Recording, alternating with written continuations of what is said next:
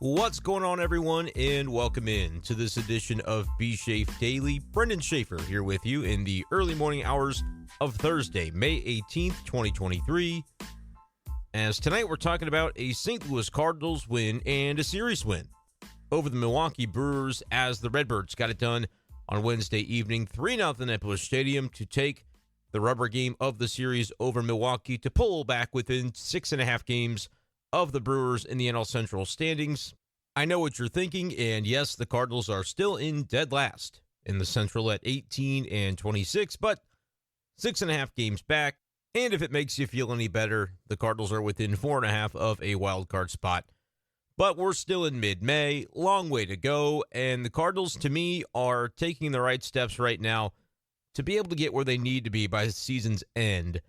I know what they built in April and early May was not ideal, but the Cardinals continuing to show signs of life, and on Wednesday night it was a new pitcher into the starting rotation as the Cardinals expand the rotation to 6 and add Matthew Liberatore to it, at least on a temporary basis. But the way he performed Wednesday night, I don't think there should be anything temporary about his addition to the group. Matthew Liberatore doing a fine job for the Cardinals, going 5+ innings, allowing no runs, and flashing some impressive velocity with some good off-speed stuff and breaking pitches as well. So Matthew Liberatore will be a topic of discussion tonight, as will the big swing by Paul DeJong, who just continues to hit for the Cardinals.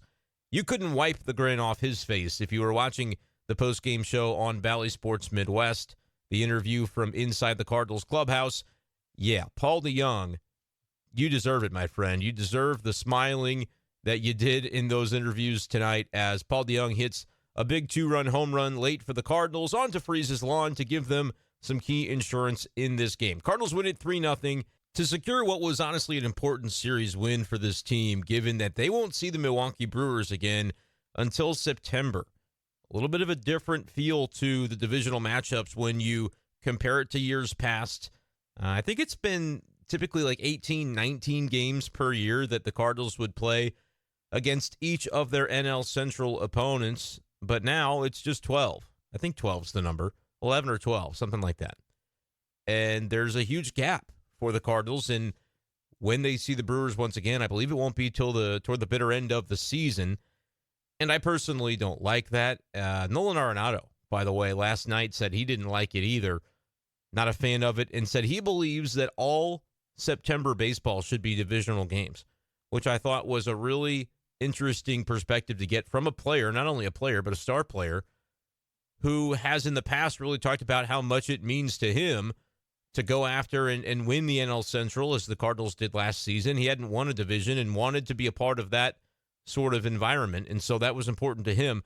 Feels that all games in September and down the stretch of the MLB season should be divisional so that the teams you're vying for a postseason spot against are the teams that you have to beat down the stretch to get it done. And, of course, with the balanced schedule, they've taken away some of that. And so that put, I think, a little bit of heightened importance on Wednesday's game for the Cardinals, especially when you consider that they let Tuesday's game get away from them. With Jordan Montgomery on the bump, they weren't able to get him the run support in a 3-2 loss on Tuesday. That's one that we discussed at length on Tuesday night's YouTube live stream of B-Schaeff Daily Live, which was then recorded, available on Spotify and Apple Podcasts if you missed it. Tonight's B-Schaeff Daily not being recorded live on YouTube, as I had mentioned on Tuesday's stream that this one probably would not be, as Wednesday was my wife and I's anniversary, and so I'm just now getting around to recording this podcast after midnight on Thursday morning. That's why I mentioned that at the beginning. The early morning hours. When I say early morning, I mean like 12:15 a.m. on Thursday. But I knew I had to get behind the mic because of what Matthew Liberatore was able to accomplish on Wednesday. I think is a big deal for the Cardinals. And I think, at least I hope, it's earned him some staying power within the Cardinals rotation. I made the comment on Twitter after the game or after his outing. I don't care if the Cardinals decide down the road to go to a two-man rotation. This guy's got to stay in it. I don't know what they want to do and what their plans are and who you take out and who you do this and that. I don't really worry about the details. With what we saw tonight from Matthew Liberatore, an absolute breath of fresh air for the Cardinals rotation, which is not to say that they've seen nothing like this to this point, because what Jack Flaherty did on Monday, pretty similar, and he was actually able to go a little deeper into that game, get through 7 innings. This one for Liberatore, only 5+. They tried to pitch him into the 6th. He walks that leadoff man, And I thought a great job by Oli Marmol to pull him from that game when he did, to ensure that even if Andre Pallante was not able to get the ground ball double play, which when have we ever known Andre Pallante not to get the ground ball double play? But if he wasn't successful in that, Liberatore would have only been charged with that one earned run. He could not have been eligible or charged with a loss in this game, which I think is, the wins and losses for pitchers is a little bit overrated. And I think we have all kind of come to realize that and discuss that as baseball watchers. But it's almost gotten to the point where maybe it's gone so far in the other direction that it's kind of an overrated thing to belittle those statistics even more than we necessarily need to. And I do think they're important to the players anyway. You ask a pitcher if wins and losses matter, and they say, yeah, that's the whole reason we play. And so while it's not always indicative of how good or bad a pitcher performed on the mound in a given game, it still matters to the guys involved. And so I thought probably not the reason that Oli Marmol did it at that point, but a nice little side impact that even if Pallante had given things up there, Liberatore would have only been charged with the one earned run, and then things could have escalated or de-escalated from there. But of course, Pallante gets the double play, and the Cardinals bullpen was nails tonight. I know it was a little bit dicey there for a moment with Pallante after getting, I think it was Tellez to ground into the double play ball on a pitch, by the way, that's up in the zone. I don't know how he does it, but Pallante is just simply the double play master for the Cardinals, and he came in and got that one. Had a little bit of traffic on the bases thereafter in the remainder of the sixth inning. Got out of it, though, and then you saw Gallegos, who looked absolutely nasty tonight for the Cardinals, and then Ryan Helsley coming in to finish the job for St. Louis. A big win, like I said, when you don't see these guys in the division too often, and you factor in the fact that the Cardinals have not succeeded to this point in the season, and they have built themselves a pretty sizable hole in the NL Central standings. They are still in last place, even though they've been on a bit of a heater recently, and they've been winning series, and they have had that 4-game winning streak before it was snapped on Tuesday. Now they maybe could begin another one with what they were able to do on Wednesday, beating Corbin Burnes, by the way. I mean, that's a guy that St. Louis has struggled against in the past, but they've been able to scratch across some wins against him. It's almost like they have the ability to find good pitching performances when they know they need it against a guy like Burnes. And that's exactly what the Cardinals were able to get today from Matthew Liberatore. So I like the fact that the Cardinals made this decision about Libby. Go ahead and give him an opportunity. Now is obviously the time to do it when you don't have another off day until June 1st. He's been pitching pretty well in Memphis. I know the last couple of starts that he had gave up 4 earned runs in each of those games, I believe was the count. But that's not really a big deal. He still has an ERA at 3.13 for the season down in AAA. And he just looks like a different pitcher based on everything that he displayed on Wednesday. How could you doubt him? Hitting 97, maybe even some discrepancy about that, maybe touching 98 in the game, depending on which radar gun. I think the TV radar gun said 98 at times. The stadium gun, from what I was reading, was at 97 on Liberatore's fastball. I mean, this dude was pumping gas, and that's not really something we saw, I don't think, to that extent from him last season. He had a 5.97 ERA in the cup of coffee he had with the Cardinals last year, getting called up to the big leagues. And even in Memphis, he was not that guy. He had an ERA above 5 in Memphis as well. And I've talked about how AAA can be a difficult, kind of a difficult environment for pitchers, and typically hitters have the way down there with, for whatever reason. I know it was always that way in the Pacific Coast League. Now I believe the Cardinals are in the International League, which they play a lot more Midwestern and East Coast types of AAA teams with the way the restructuring has gone. But it just seems like it can be tough for pitchers down in AAA. And really, Liberatore found that out last year with the way they performed. I think it was like a 5.20 ERA in Memphis and then a 5.97 ERA in St. Louis. So really not a very successful 2022 for Matthew Liberatore, who is a guy that coming into the year probably still seen as a pretty regarded pitching prospect. And obviously the Cardinals thought a lot of him when they acquired him. First of all, he's a former first-round pick. I believe it was the 2018 draft, I want to say. I could be getting that wrong by a year or so. But a first-round pick out of high school of the Tampa Bay Rays. The Cardinals trade Randy Arozarena, right? I get it. They send Arozarena to Tampa Bay, try to get Liberatore in. He becomes a star. At the time, the Cardinals viewed him sort of as somebody in their fourth outfield range, just a guy that wasn't necessarily going to get in the mix. And, they've been cursed ever since when it comes to production in the outfield, and that's still something that they're going to have to deal with and try to figure out moving forward. We've seen some signs from some guys. Maybe Jordan Walker can help that out when he gets back to St. Louis. But obviously the Arozarena trade hasn't worked out to this point.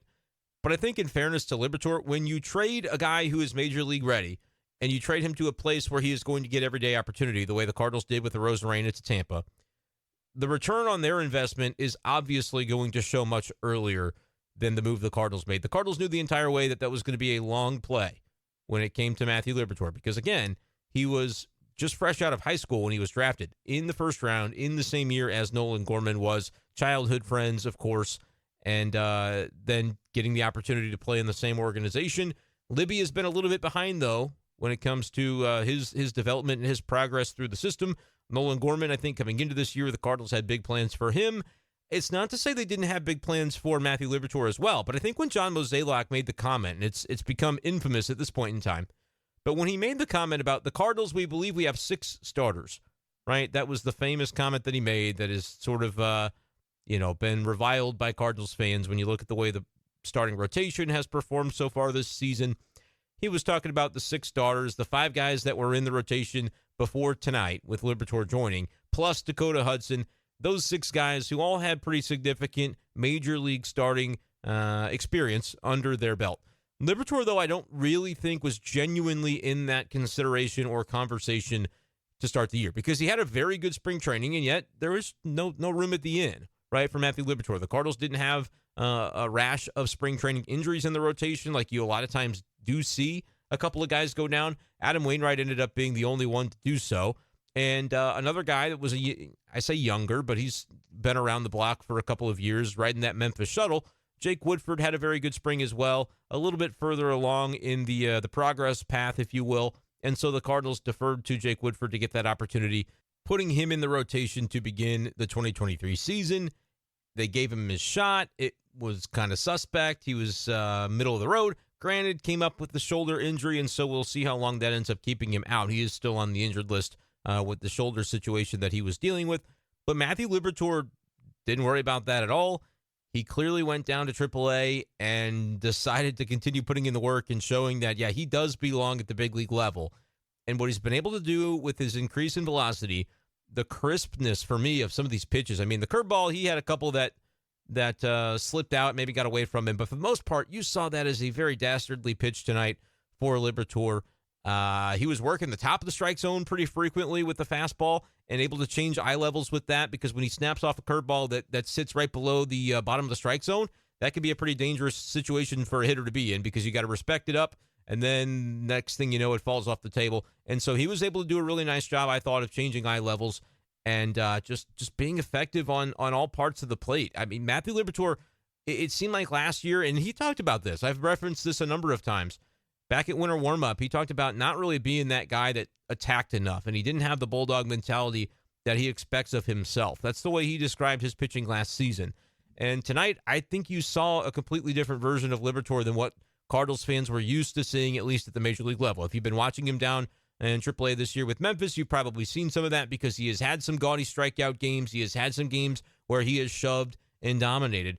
And today, that's kind of what he did. Now, I didn't watch his post-game, but I imagine he might have said, yeah, it could have been a little bit more efficient, because starters always want to get deep into games. And so the fact that he only records 15 outs tonight, you might say, yeah, it would have been nice to get a little bit more out of him. However, I think this was the perfect game, and credit to the Cardinals organization for setting up Liberatore and the team, therefore, in a position to succeed tonight, because we knew coming in that the Milwaukee Brewers, and again, this is a stat that we brought up last night on the B-Schaeff Daily live cast on YouTube, which would love to have y'all, if you're over here on Spotify and not familiar with YouTube, check out the YouTube and subscribe for me if you can. We are closing in on 1,000 subscribers, and I think there is a chance we get there by the end of the month, which would be so awesome as we began building this thing up at the beginning of April. But subscribe over on YouTube, youtube.com/BSchaefer12. Or I should say, it's youtube.com/@BSchaefer12, just like my Twitter handle. Got to have the @ in there. I don't know why YouTube did that, but they did. But for those who are listening now on YouTube, because I'll put this on YouTube as well, it'll be an audio-only version of the podcast for this edition of the show. But please go ahead and subscribe over there, like the content, and head on over to Spotify, where you can follow B-Schaeff Daily on that platform as well for the audio cast of the show. But we talked about this on the YouTube live stream on Tuesday, the fact that with Liberatore coming in, because that was news that broke late Tuesday, we knew that the Milwaukee Brewers ranked 29th in OPS and MLB batting against left-handed pitching. And they did have a little bit of success, obviously, on Tuesday with a couple of home runs they hit off of Jordan Montgomery, but both of those were solo for a reason. Monty generally did a pretty good job of keeping Brewers off the base paths. But the Brewers, that's a matchup that the Cardinals wanted to exploit against them, and they thought, well, what better way to do that than with all of these games coming up in a row where we don't have an off day. I don't think the Cardinals have one until June 1st, and so they're kind of in the middle of that stretch right now. Let's go ahead and add a sixth starter to the mix, a guy that is very deserving with the way that he has performed through the first 6 weeks or so of the Memphis season. Matthew Liberatore, he's a lefty. Definitely, I think, going to be a better matchup when you compare it to what Adam Wainwright might do against a Brewers lineup that is fine against righties. They're still in the middle of the road, by the way, against right-handed pitching. I think an OPS in the kind of low to mid 700s. Before Wednesday's game, it was like direct 15th in MLB in OPS against righties. So it's not to say that Waino could not have succeeded. I've continuously talked about the fact that I don't think this Brewers lineup can hold a candle to the St. Louis Cardinals lineup over the course of 162 games. I just think you compare spot by spot, 1 through 9, the Cardinals are simply better. And I know that right now they're still trailing this team by 6.5 games. But top to bottom, when I look at these two rosters, I just don't believe that's going to be the case over the long haul. The Cardinals, to me, still have the advantage. And I look at all the other teams in this division, teams 2 through 4 right now, which I believe in order are the Pirates, Cubs, and Reds. And I basically dismiss them outright. I know the Pirates are still sitting about 3 games above 500. The Cubs and Reds plugging along there a little bit below 500. And the Cardinals with an opportunity, I think, to catch both of those teams potentially before the end of this month. I just look at it now. It's the Cardinals and the Brewers, to me, the two teams that are on opposite ends of the spectrum in terms of the standings. The Brewers are in first. The Cardinals are in last. But those are the two rosters that I do believe are the best in the division at this point. But I just look top to bottom. The Cardinals, I think, are simply better than the Milwaukee Brewers. And so it's just a matter of overcoming that horrendous start. I think it was 10-24 at the worst of the winning percentage rate for the Cardinals this season. Yeah, that's a big hole to dig out of, but we're already seeing the Cardinals doing a nice job of that, winning 8 of their last 10 to pull within now 6.5 games of the Brew Crew in the division. And so my point with that entire diatribe was just to say that, sure, Wainwright could have been able to shove against this lineup as well. He'll now face the Dodgers instead on Thursday. Cardinals opening up that series against Los Angeles and welcoming in the Dodgers for a 4-game set at Busch Stadium. Again, more contenders coming into town, and then the schedule really does lighten up for the Cardinals after that.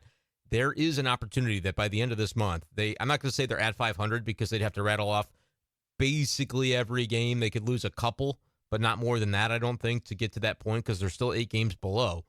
But for the Cardinals, the schedule will lighten up eventually. Right now, a little bit tough, and they're going to have Wainwright face the Dodgers. But it was just a benefit to the Cardinals at this point in time to go ahead, and if you're going to add Liberatore to the mix for the rest of this month, and then kind of see the way that it goes to stretch it out a little bit. And I guess I don't know for sure that was the plan for it to be the rest of the month. Maybe it could have conceivably been just one start.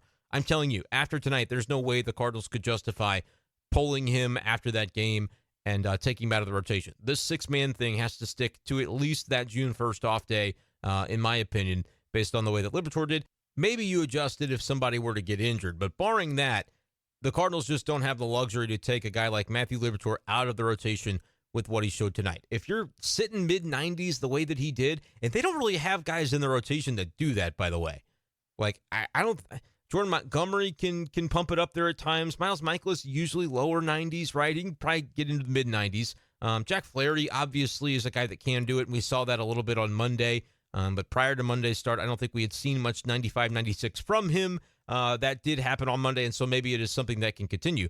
But Wainwright certainly doesn't do it. Steven Matz, again, he can get there. But I think most of these guys, in terms of the way they sit, it's going to be more low 90s and maybe you get to 93, 94. Matthew Liberatore was pretty consistently 95-plus tonight. I mean, looking at the StatCast of it, this is the definition of sitting mid-90s. Had some in the 94 and whatever tenths range, like 94.3, 94, those kinds of things. But then pretty regularly 95, getting up to 96, 97 as well.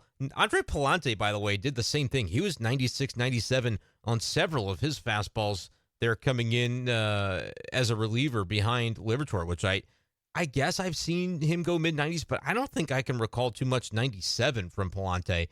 That dude's got some gas, and that's another guy, by the way, that when you talk about the 2024 rotation, he's a guy who started and did a nice job for the Cardinals last year, and so should probably be in the mix going into next year, but we've talked about the fact that if he is used as a relief pitcher for the entirety of 2023, I think it's going to be an innings issue for Pallante, that he's just not going to be built up enough necessarily.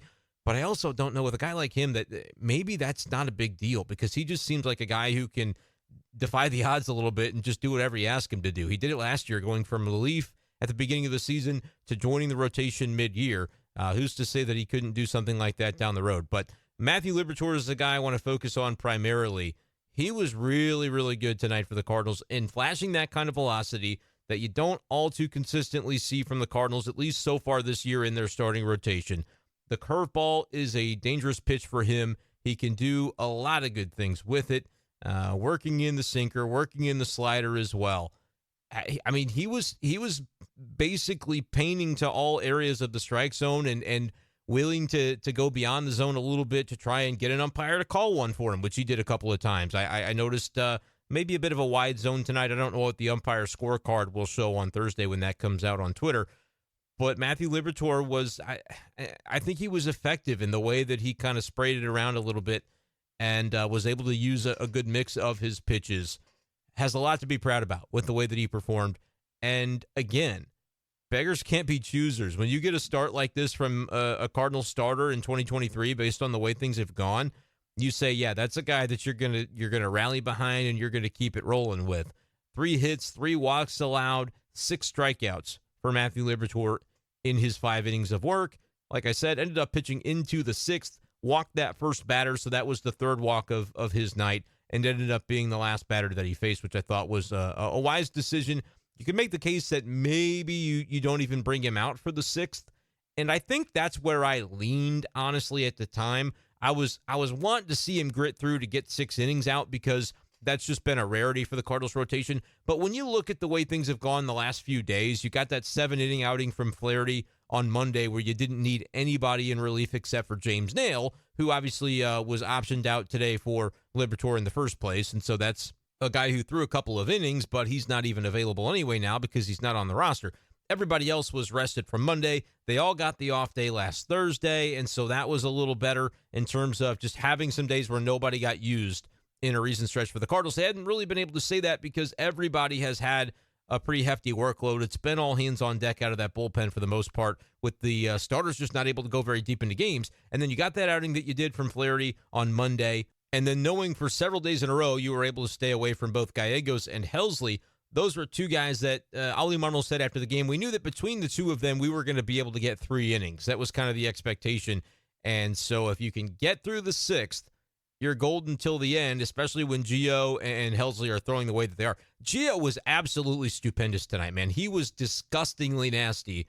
I think that's probably the best we've seen him all year. And we've seen some good Gio, by the way. I know you're going to be apt to remember the games that he struggles, and obviously had in the midst of that losing streak a really rough one at Busch where he gave up a home run and a double and a lot of things that ended up hurting the Cardinals in that game when they really needed him to be able to close out a late lead. But other than that game, Gio has been sensational. And honestly, it's a mea culpa on my part where I just didn't know he was going to be this good this year. When I was thinking preseason about maybe some of the relief pitchers, and again, we always talk about how bullpens are fickle and you don't always know what to expect from guys from year to year. So when I was kind of dialing up my opinions on what I was looking at coming into the year, I had sort of gotten it in my head that maybe Gallegos would struggle a little bit just because of the fact that he had been a guy that was very slow to the plate, one of the slowest workers in baseball when you count his time between each pitch. And bam, they're introducing a pitch clock this year. Oh, and by the way, he's pitching for Team Mexico in the World Baseball Classic, in which he struggled a little bit, gave up some unfortunate hits and homers there late in that tournament. And so that's not something he even dealt with. There's no pitch clock in the WBC, and so he was late to the party on that. I just thought, man, it just seems like there are a lot of things stacked against Gallegos this year. Mea culpa. I was wrong. He has been absolutely fantastic for the Cardinals. And again, tonight was maybe the best that we have seen him with what he was able to do against this Milwaukee lineup. Obviously, a couple of hits and a walk that he gives up, but I'm looking at the nastiness of the stuff when I say that. The 3 strikeouts that he put together, those guys had no chance. And when he is at that point with his pitches, there's about nothing you can do against Gio Gallegos. And so, yeah, a little traffic on the bases. Same can be said for Helsley. Same was said for Pallante when he put a couple of guys on after getting the double play ball to begin that sixth inning. Ended that one with a strikeout. Cardinals tonight with 11 total strikeouts. 6 of them were Liberatore's. Palante gets 1, Gio with 3, and Helsley with 1, coming on there with the 4-out save. Just a really nice job by the bullpen in a situation where, again, we're talking about the Cardinals knowing what they had in the arsenal and what was in the chamber there in terms of the bullets from some of their top relievers. And so I feel like the edict there was kind of, hey, if we can get Libby through 6 and we've got a lead, probably going to win that game.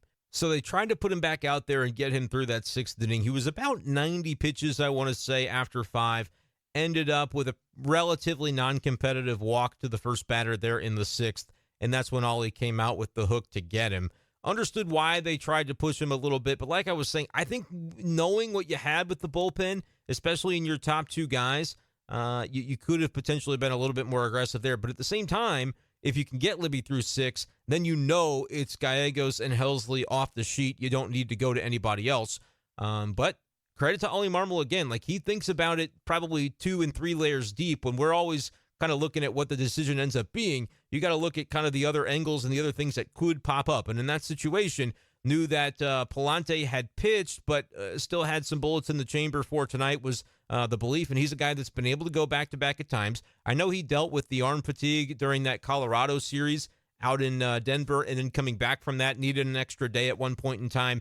And if you recall, the next day, I think, was when he served up that grand slam at Busch and was optioned shortly after that. But he's a guy that generally is able to bounce back pretty well. He's just, like I said, earlier in the podcast, I said I expect that Palante, even if he didn't get a lot of innings in this year, could still be a part of that starter mix going into 2024, just because he's kind of a rubber band arm guy and really just seems to be able to bounce back quickly. And so not a surprise that he was available for the Cardinals today, and they knew they were going to need that double play out of him.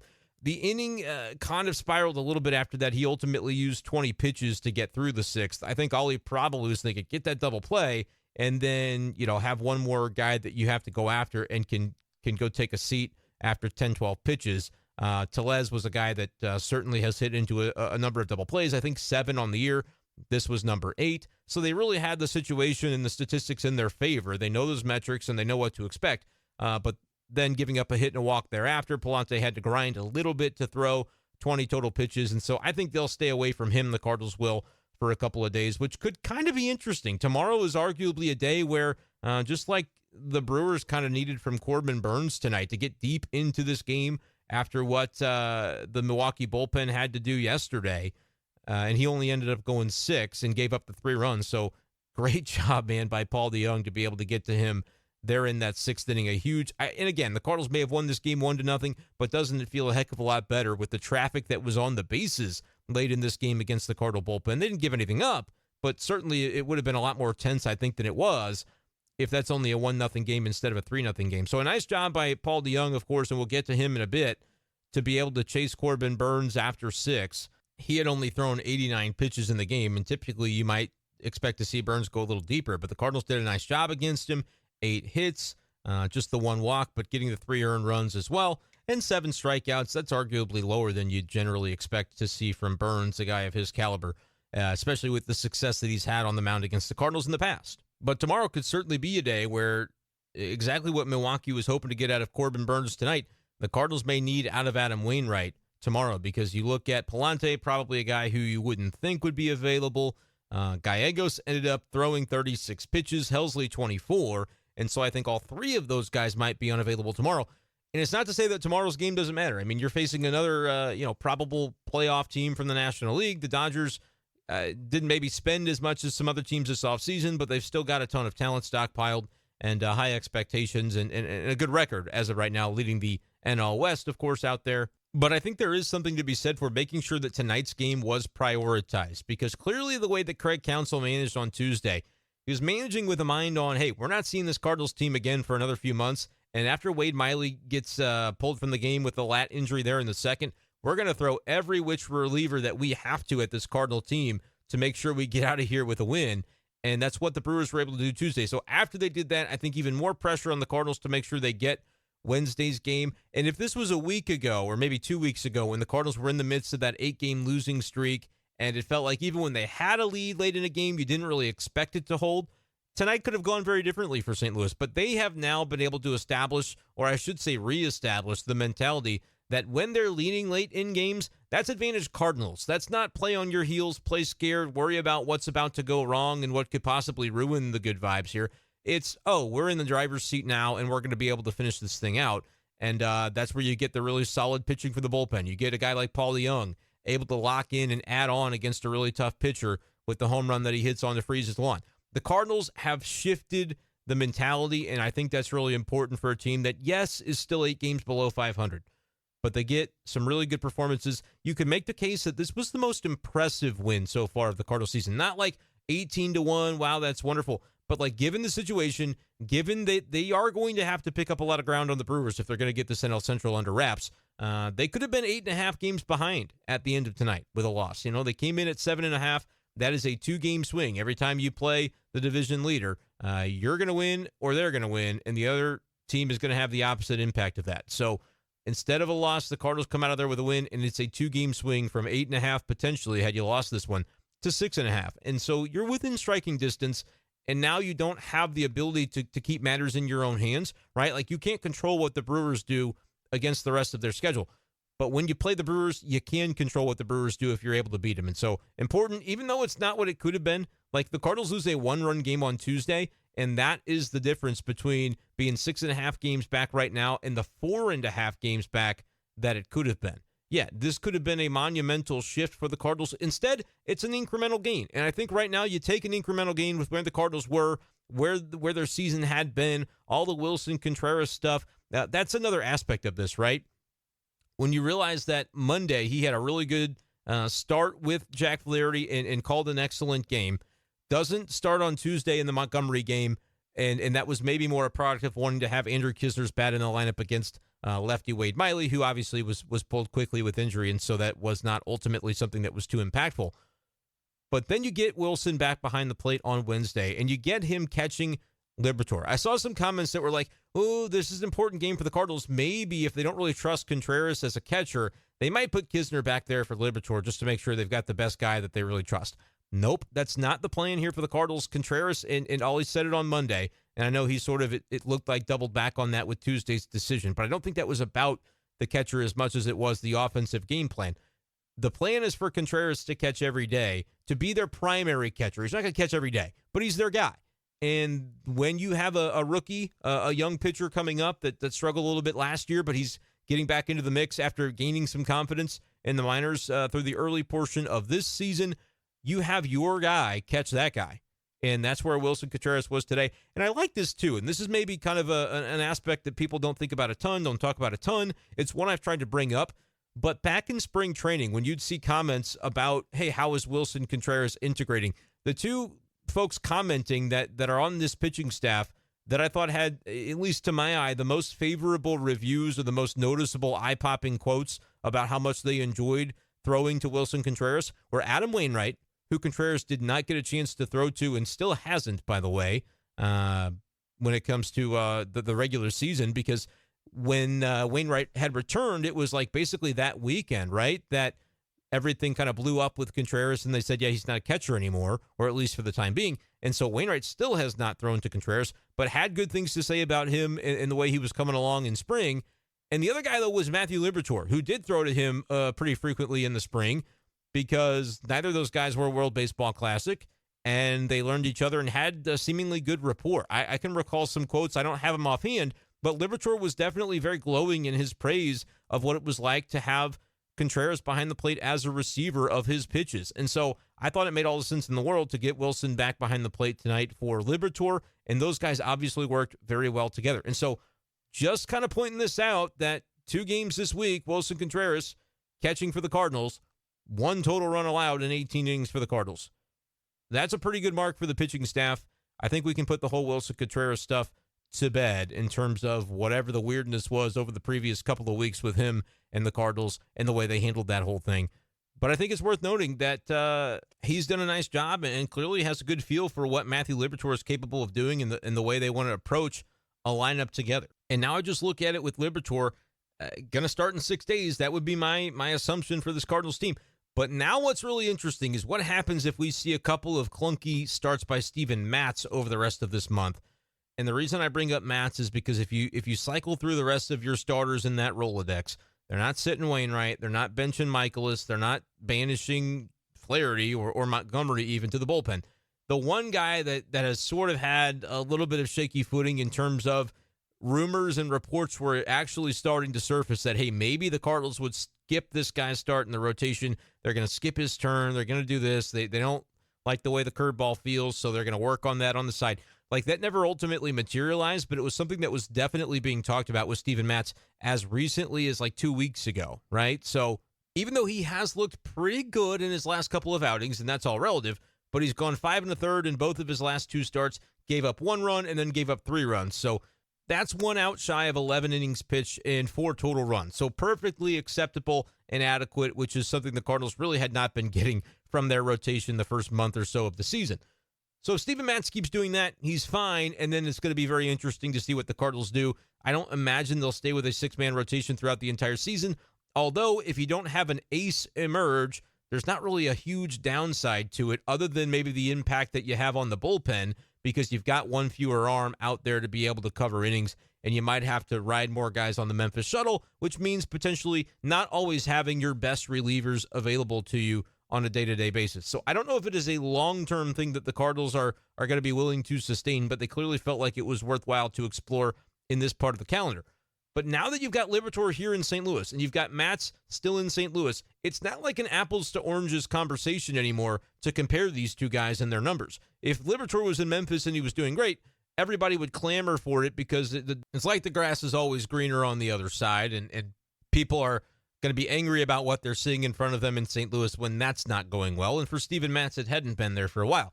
And so it made sense that that was the way people felt. But now they're on the same plane. It is now an apples-to-apples comparison. You can look I say 5 days, really it's every 6 days now with a 6-man rotation.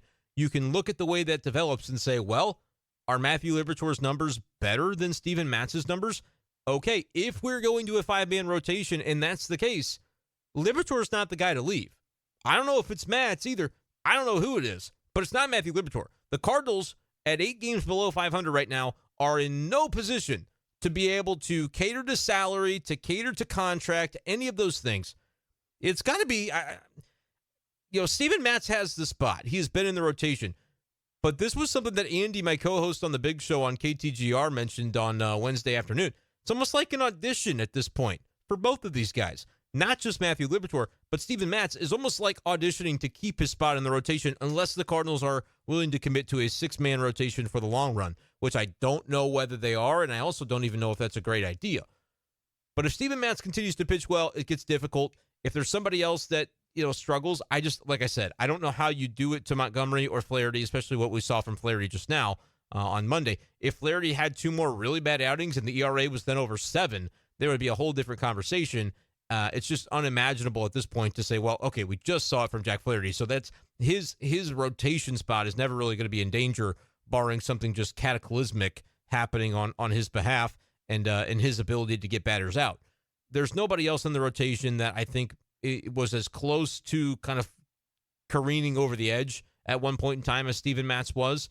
And the Cardinals really don't want to see Steven Matz out of the rotation either. Like, that's not, they were reluctant to even skip a start for him, which is why they didn't do it, despite him looking pretty shaky for the majority of those early season outings.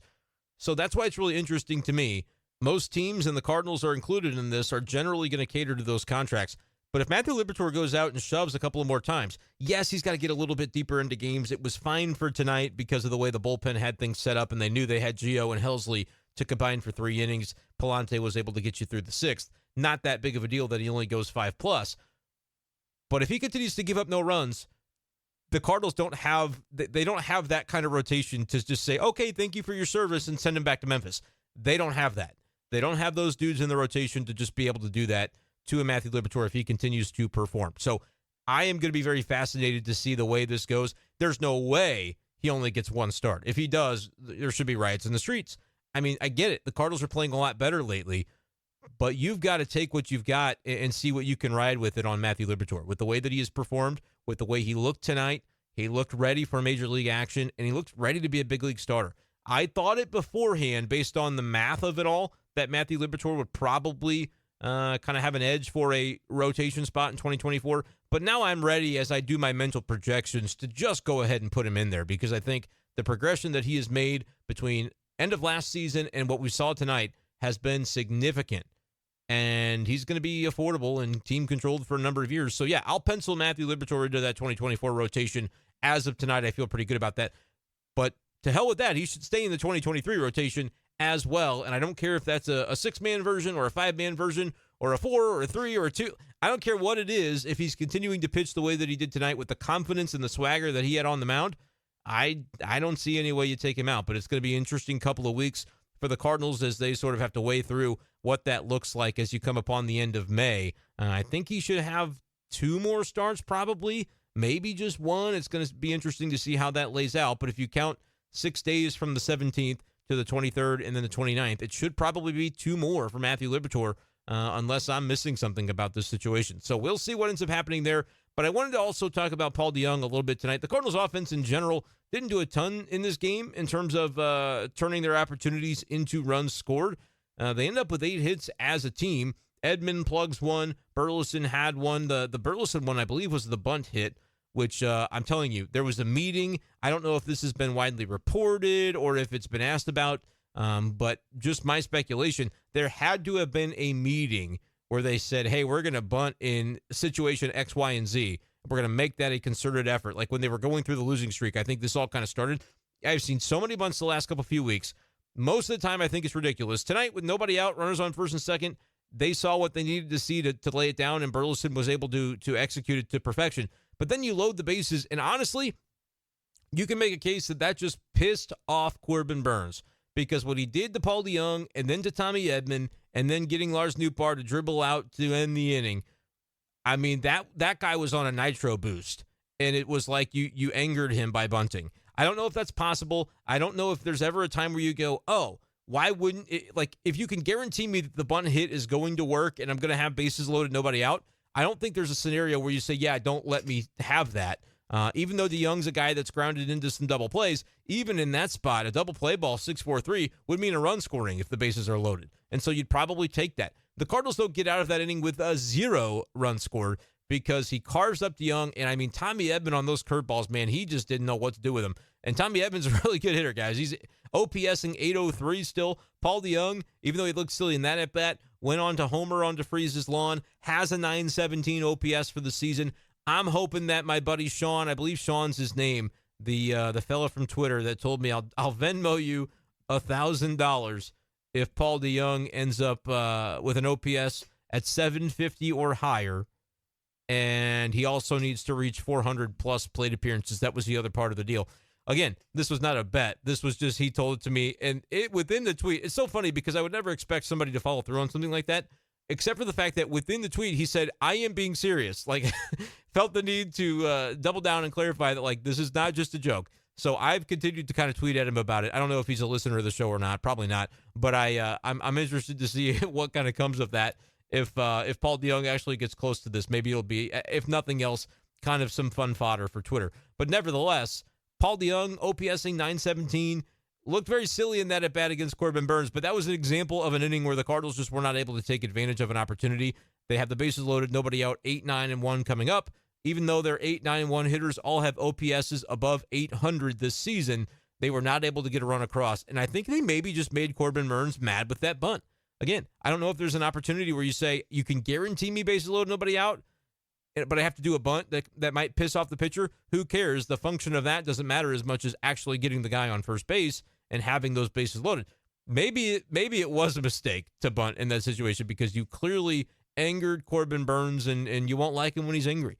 He's a very good pitcher and was able to get out of the jam thereafter. I'm being somewhat facetious, but that was kind of wild, but indicative of the kind of night the Cardinals had for the most part, unable to get things rolling. They had a little bit of small ball, put the ball in play, and scoring a run in the first inning that occurred on the RBI by Nolan Arenado, the 1,000th RBI of his career, so congratulations to Nolan on that one. But other than that, there was just nothing to speak of for the Cardinals in this game offensively until the DeJong home run in the 6th, and then they still had nothing really going on thereafter. But a lot of credit to Paul DeJong for the way that, first of all, he came through against Burnes, who's a tough customer to face tonight, but was also just generally able to remake himself as a hitter. I'm not ready to say like he's back and this is what he's going to be the entire year. He's going to OPS 900 and He's got 66 at bats and 5 home runs. So you're gonna basically say we're about it. He missed a good portion of the season due to injury, and so I don't know how deep into the season you would say, yeah, Paul DeJong is this number. I would love to see him get to 400 plate appearances. I know that much because that is evidently an important number for my bank account moving forward. So far this year, it won't show me the plate appearances on MLB.com. That's the one thing I wish MLB.com would do, and my laptop is running too slow for me to bother pulling up Baseball Reference. But 66 at bats, and so even if you just multiply that by 4, he's only played in 19 games, but he's on a pace where he could certainly knock 20, 25, depending on the number of at bats that he gets, potentially 30 home runs in this season. I would be shocked if he did that. I wouldn't go on Twitter and say I'll give you $1,000 if he does it, because I think it's possible, because again, he's a guy who hits mistake pitches well, and if you leave one over the heart of the plate, he's going to punish it. He's a talented guy, and he's a guy who works hard to be ready for those types of pitches, and oftentimes he is. But I just don't know what the long-term sustainability is of Paul DeJong doing it at this level. I think at 800 OPS, certainly plausible, 20 home runs, be able to play some good shortstop defense, certainly in the cards, but Paul DeJong, a lot to be proud of, and Cardinals fans, I hope you just jump on board with this guy and support him every step of the way, because there have been some nasty things said about Paul DeJong over the years. He's never been a guy that really deserved any of that. I get it with the way that he played and the way that he hit was very disappointing for a guy that had more expectations than that and then got the contract because of it, so he's getting paid all the while that he's struggling. But Paul DeJong is the type of guy and the type of human that you root for. I can just tell you that, and so I hope Cardinals fans are fully on board the Paulie D train with what he's been able to do. And again, you could not wipe the grin off his face with the questions and the interviews that he was giving there post-game with what they showed on Bally. I felt pretty good for the guy. Good to see with all that he's been through that he's having some success right now, and good to see for the Cardinals. Again, part of what allows me to say that the Brewers just can't hold a candle to the Cardinals offensively when you look at them 1 through 9 is the fact that Paul DeJong is a guy that's batting 8th in their lineup today, and he's OPSing 917 this year. Tommy Edman is batting 9th in their lineup today. He's OPSing 803. Nootbaar at the top, 838. Goldie, 919. Gorman, 961, which, by the way, Nolan Gorman made a play that I just didn't even know Nolan Gorman had in his bag tonight. Ending an inning to take away a run that would have been charged to Matthew Liberatore. It was like a shortstop Derek Jeter jump throw going away from the body. Just incredible stuff by Nolan Gorman on the third base side of second to go against the grain, against his body, get enough on that throw to be able to beat the runner at first base, ends an inning, takes away an earned run, and another earned run was removed from the board as well when Tyrone Taylor looked like he homered. It went off the top of the wall, though, and the Cardinals were on top of it in their replay room, told Ollie, yep, you need to challenge this one. That's not going to stand. And the ball ends up bouncing back in toward the infield. Lars Nootbaar just kind of held it. Because at that point, there's nothing really if they call the home run, there's no reason to throw the ball back in and try to get anybody. But that ends up being overruled and turns into a double who does not come across to score. So a couple of times tonight, Liberatore, for as well as he pitched, yeah, they almost scored a couple of runs in 2 different ways, but the Cardinals defense does those sorts of things over the course of time. I just didn't think it would necessarily be Nolan Gorman doing it, but I knew he had developed into a solid fielder.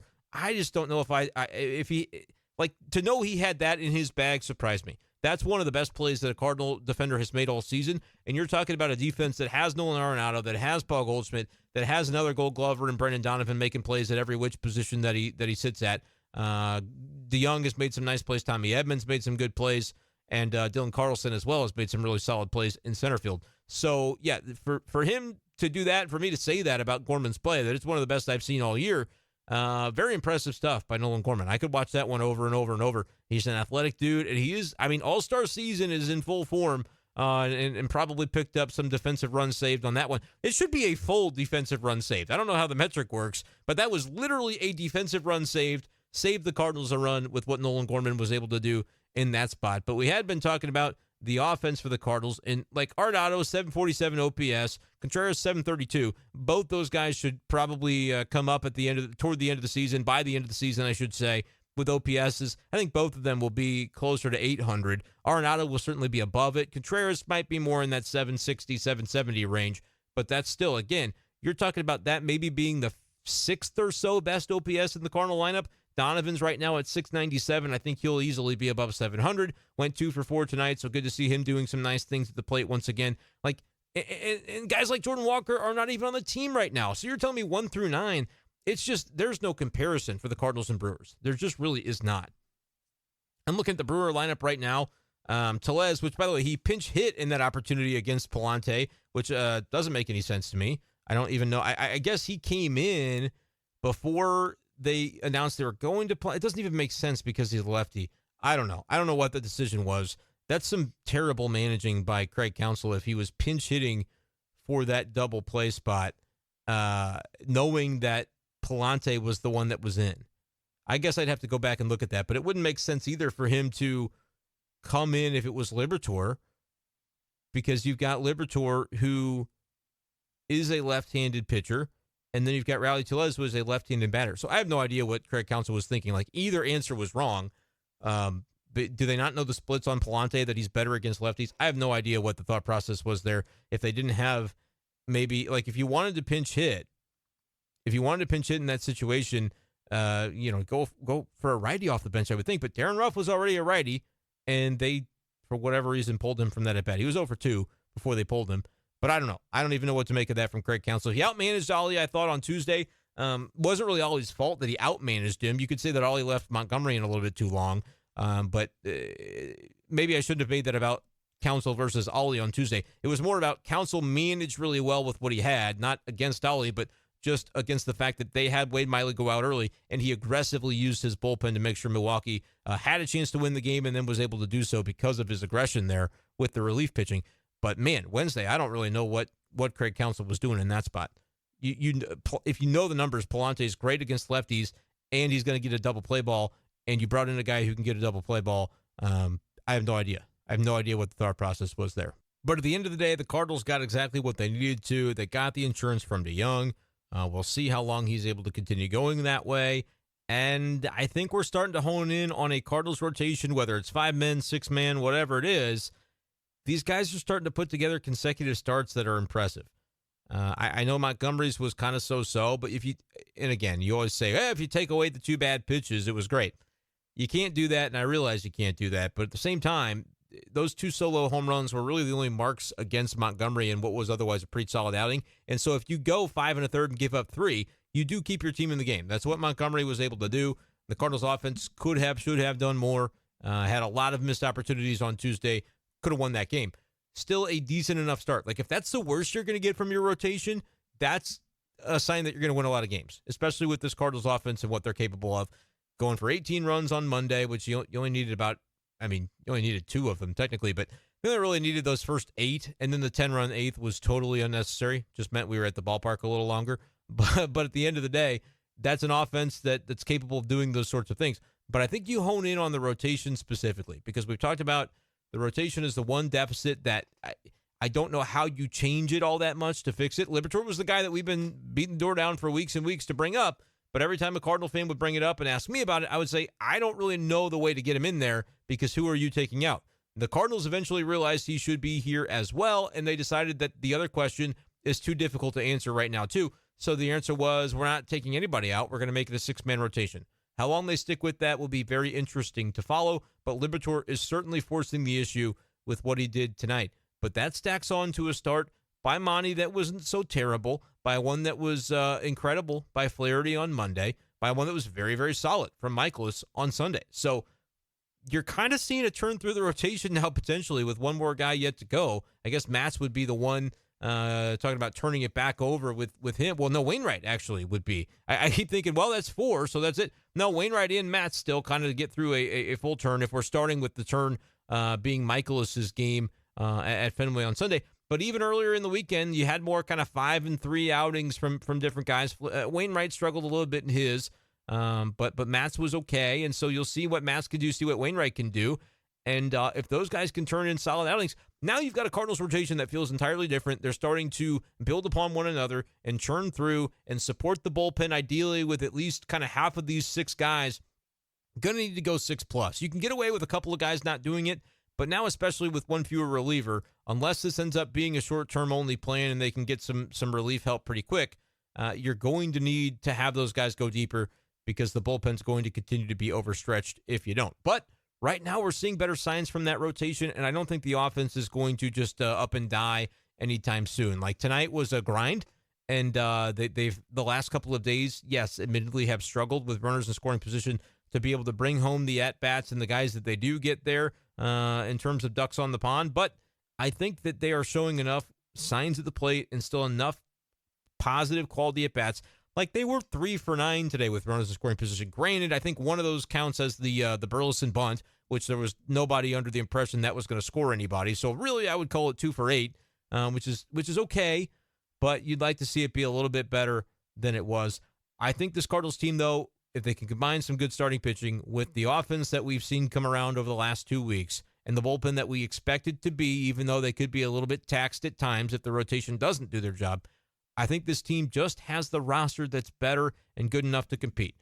Eventually, you do have to get out of last place in the division, but for right now, I think the Cardinals are in a good spot. Now, I got to do something that I didn't expect to do at all because I had finished recording the podcast and I had hopped on Twitter after as I was waiting for things to upload, and I saw that there was some brouhaha related to some of the things that were said on the Brewers postgame, which this is kind of hilarious, and I don't think that I can let it go. I retweeted, it was Van Hickelstein that put it out there, VHS on Twitter, that alerted me to this, and I retweeted him and asked if this was satire, because some of the stuff that they're talking about is crazy.